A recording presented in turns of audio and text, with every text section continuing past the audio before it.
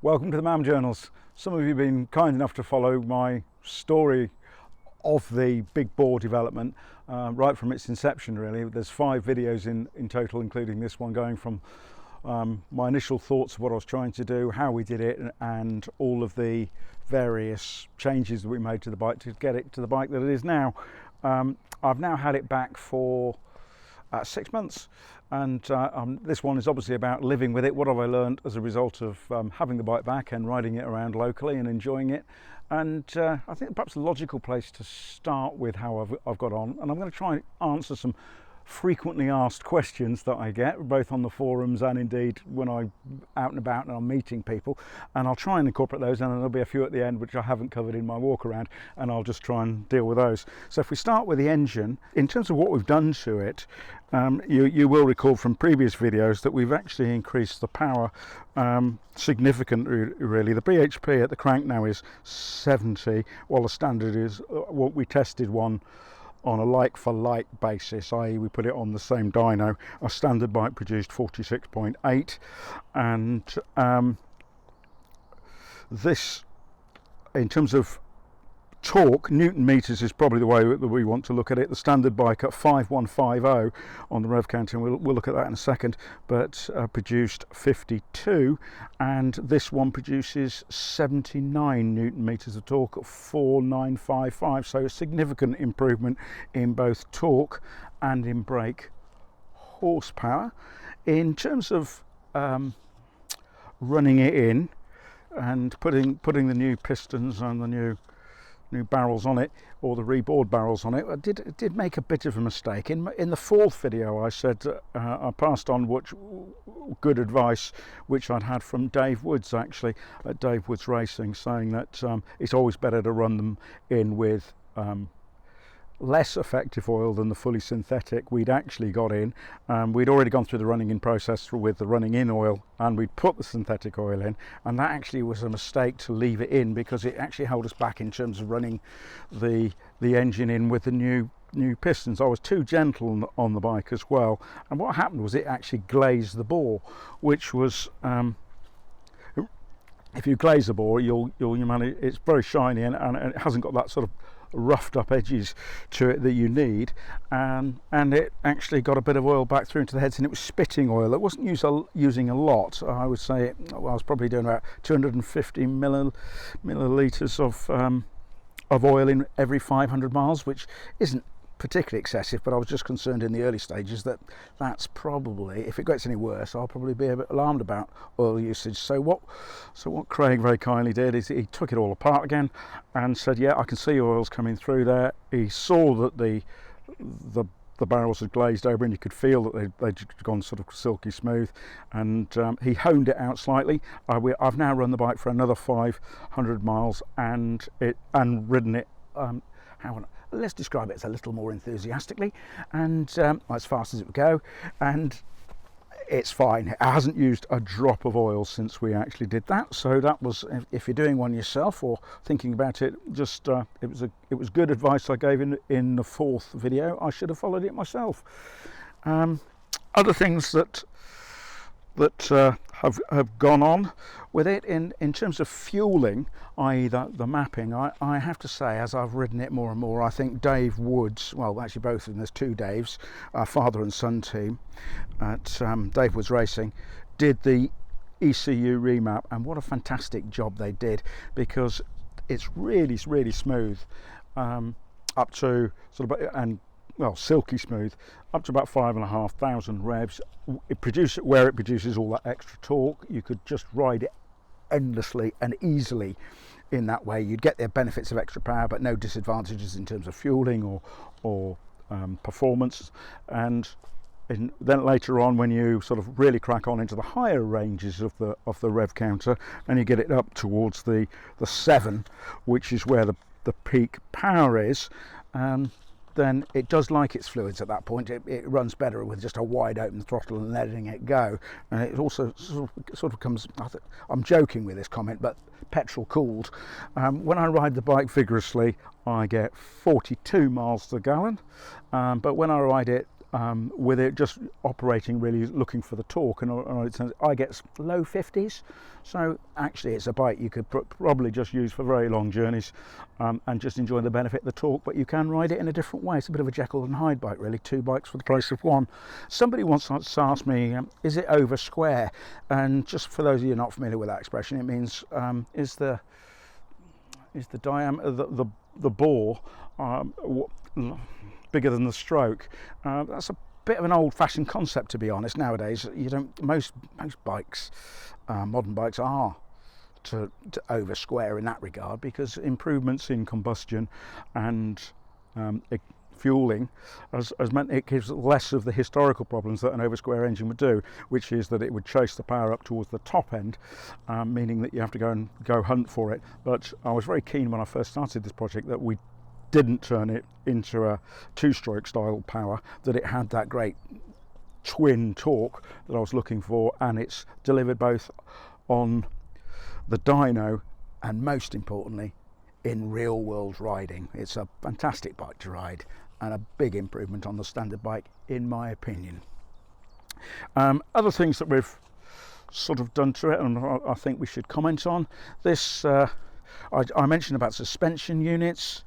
I've changed these to the YSS. In my one but last video, in the 4th video, I said I wasn't quite sure whether that's the rear one. If we go to the front one, you can see that they're fitted in there. There's not much adjustment on just preload. You can't do any rebound or anything or compression on it. And I questioned whether it was a bit firm.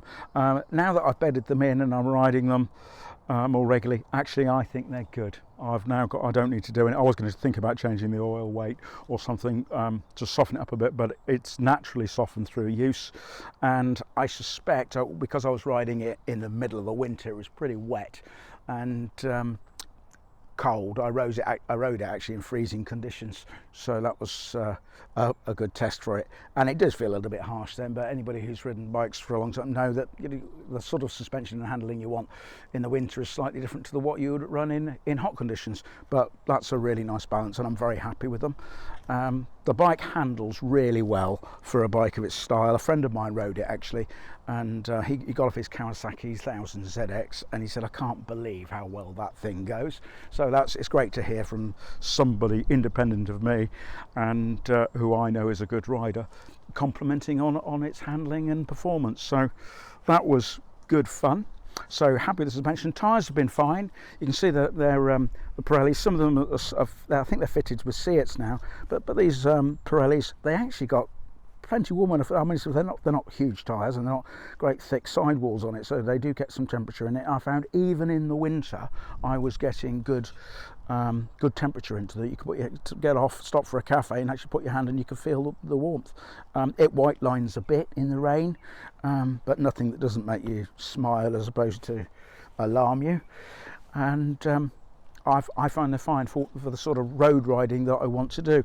A couple of people have also asked me about well, how do you find the brakes? Some of you might get this and some of you won't, but to be honest, I don't use them very much because it's got such a lot of engine braking. You just pick the gear that you want to be in.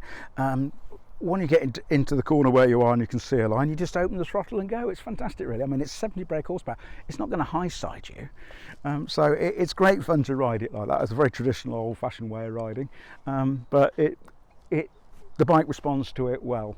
So no, very happy with the brakes. One thing we did end up doing, going back to the engine really, we ended up putting a new clutch in it. I managed to cook that within about 300 miles, couldn't cope with the extra torque, so I'd had sort of, I knew there was a risk when I left the standard clutch plates in, but I was happy to have a go at it. Didn't work out, put the Recluse clutch in, it's now absolutely fine.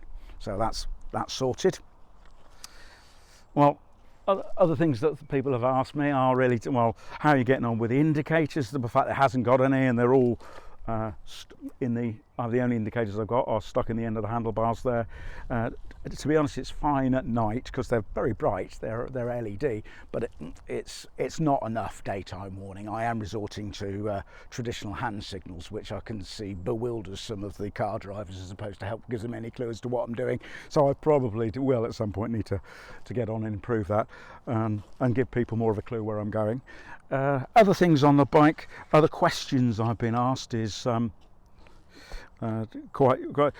young lad asked me, how fast does it go, mister? And I do actually wear an open face and his goggles when I'm riding, just getting the fun and the spirit of it. I'm not an advocate, by the way, of people wearing open face helmets. They are significantly more risk, and although I raced as a young man with open face and goggles off-road in enduroing, I think for safety, I should only really say that the most safe way is to wear a full face helmet. If you do a face plant, it won't end well.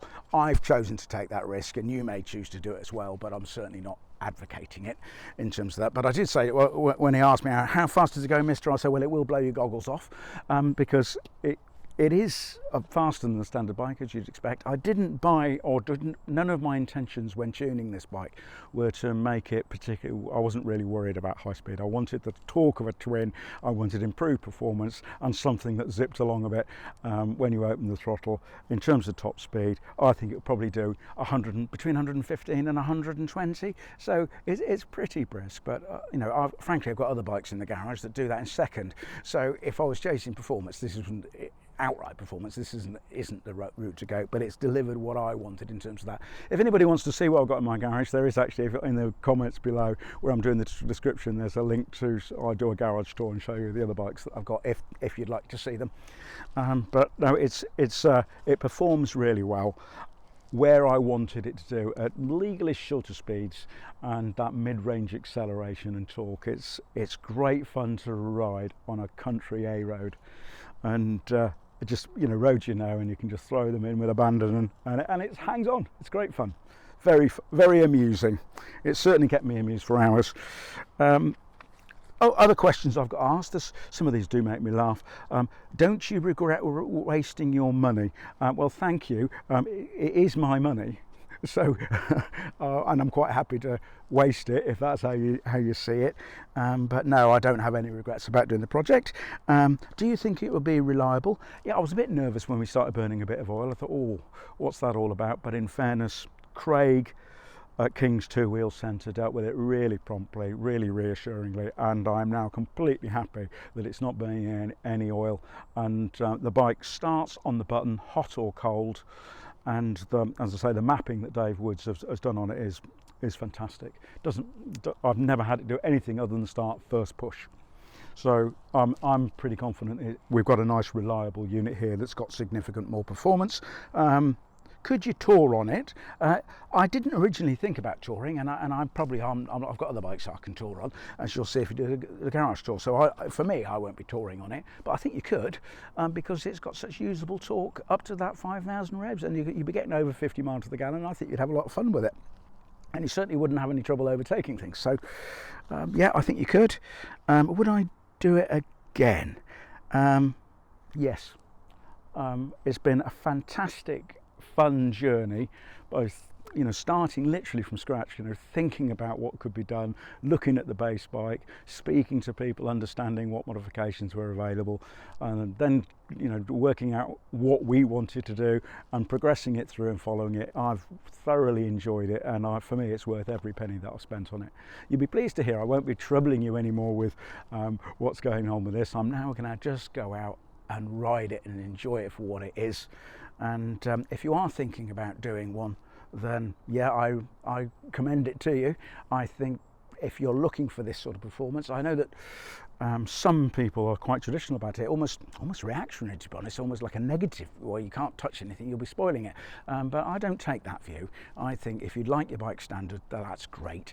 But if you do want a bit more, I think you can do this in a really nice way, and you'll still keep the reliability and you'll get the performance that you're looking for. Have fun. I hope you've enjoyed this video, and if you have, perhaps you'd be kind enough to press like, or if you've not subscribed, maybe subscribe to the channel. But in the meanwhile, ride safe and stay well.